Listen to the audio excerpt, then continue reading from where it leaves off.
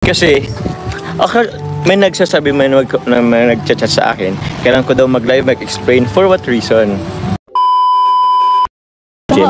Naisip ko lang pala. Oh, yes kung si Carla, di ba magkaibigan si Carla at si Joy? Hi guys! Once again, welcome back dito sa ating YouTube channel. Panibagong araw at syempre panibagong issue na naman ang ating pag-uusapan. And ito nga guys, ito ay galing, yung video clips na mapapanood natin is galing ito mismo kay Kuya David. So, dito guys, si Kuya David nag-live. Maraming mga issue kasi guys na lumalabas ngayon na may issue itong si Papa Joms kay Joy. So parang pinipilit nila talaga nagawa ng issue kahit hindi naman talaga totoo. And dito sa video na to is nagpapaliwanag kumbaga sinabi ni Papa Joms na walang katotohanan po talaga yung issue ng between Papa Joms and Joy. So yung mga bashers talaga ng Jomcarl, sila talaga yung nagpapakalat dyan. Kasi maraming gustong sirain talaga yung Jomcarl. And alam naman natin na sobrang sikat ng Jomcarl ngayon, So talagang pinag-uusapan talaga silang dalawa, si Jomar at si Carla. And ito makikita natin sa live ni Kuya David na nagpapaliwanag si Jomar patungkol sa issue na to. So, mapapanood natin yan yung video na yan mamaya. Pero bago ang lahat, syempre kung bago ka pa lang dito sa ating YouTube channel at kung gusto mo ng ganitong klaseng reaction video, huwag mo na rin kalimutan mag-like, share, comment sa ating video and of course mag-subscribe na rin po kayo. And higit sa lahat, huwag natin kalimutan ang pinakaamang ng Kalingap, Kuya Bal Santos Matubang, and of course si Ate Edna Vlogs, si Kalingap Rab, and si Jack Matubang. Sa lahat po ng ating kasamahan, sa Karepa, suportahan po natin sila. Sa lahat po ng Karepa, Kalingap Reactors, suportahan po natin sila guys. And lahat ng Keyboys, huwag natin kalimutan talaga suportahan sila kasi maraming mga tao na nangangailangan ng tulong. Suportahan po natin yung mga channel nila, ganitong klaseng content creator na walang tanging hangad kundi tumulong sa kanilang kapwa. So huwag natin kalimutan palaging suportahan ang Kalingap, lalong-lalo na sa pangunguna ni Kuya Ban. And alam ko excited kayo guys, marinig yung paliwanag ni Papa Joms dito kasi talagang sinabi niya dito na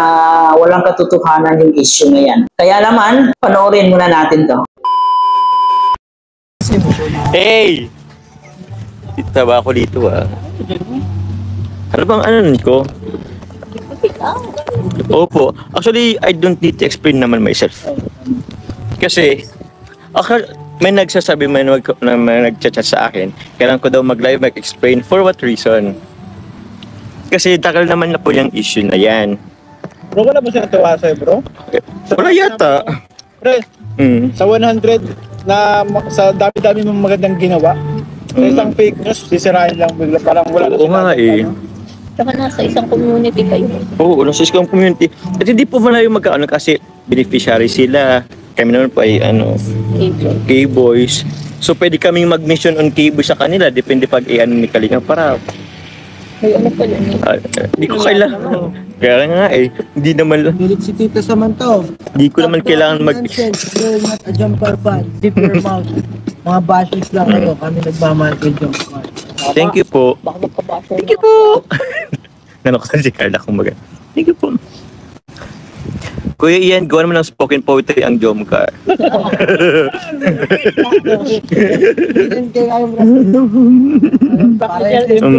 Parang society. Pagsubok. Madaan sa ating isopagos. May nakikita daw kasi pinasakay mo si Joy sa kay Coffee.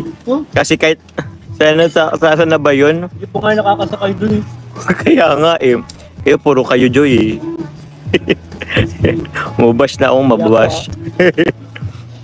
Tagal niya ng issue na yan. Move on guys. Ito mo nga yung nangyari para... Ano ba nang ganito kasi kanina? Ganito kasi yun. Kung sila ni Joy, dapat si Joy ang kasama sa Palawan. Kaya nga. Ano ba nangyari kanina? Kasi kanina... Ba't kailangan ko bang mag-explain bro? Sir Wallet. Di ko pa. Kasi kanina nagla-live kami ni Kuya David Vlogs. So tapos pumasok doon si Mark. Bro, Mark ba yun bro? Mark yun. Mark yung may-ari po ng Croco. And ganun po siya sa SM. Kasi meron silang booth doon. ng ano, basta may boot po doon. Ako na nito, Mm. yung dagdag. Mm. Sabi ni Mami Jenny, tama, yan, yan. Masyadong judgmental sila at kung sila ay Di okay. okay, single naman sila. Ang masama ay pareho silang taken. Tama nga. Tama nga naman. Di ba nga, Ma'am Tsaka Jenny po? naisip ko lang pala. Oh, yes Kung po. si Carla, di ba magkaibigan si Carla at si Joy? Kung may gusto ka ni may gusto ko kay Joy, edi, naman yan si Carla, malayo na yan sa'yo. Pero hindi naman siya naglalayo sa'yo. Di ba sabihin, wala talaga kayo ni Joy? Kasi wala naman talaga. Hindi naman siya nagsiselos. Hindi naman siya nagsitrigger kay Joy. Kasi alam niyang wala.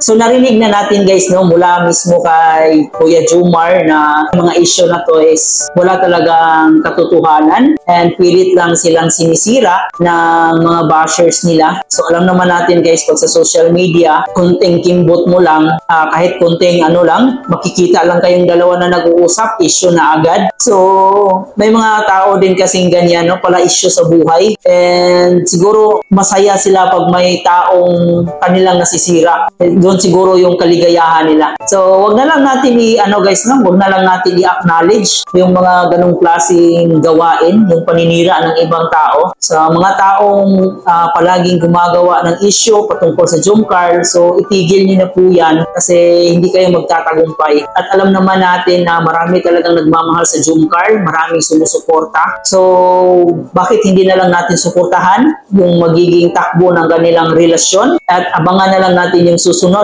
na episode, di ba? Kasi nakaka-excite talaga yung next episode ng Jomcar. So, medyo matagal-tagal na, mga ilang days na kaya wala pa ang upload. So, excited tayo guys, kung ano na naman yung twist na gagawin ni Kalinga Prab doon. And yun lang, nagpaliwanag naman si Kuya Joms doon na wala talagang katotohanan at sinabi pa mismo sa partner ni Ian Ramirez na if ever man na nanliligaw si Papa Joms kay Joy, alam naman natin na yung mga Kalingap Angels napaka-close nila. If ever na nanligaw man si Papa Joms, so posibleng magkagalit si Carla at si Joy, di ba? So sa nakikita natin kay Carla at Joy, talagang napaka-close naman nilang dalawa.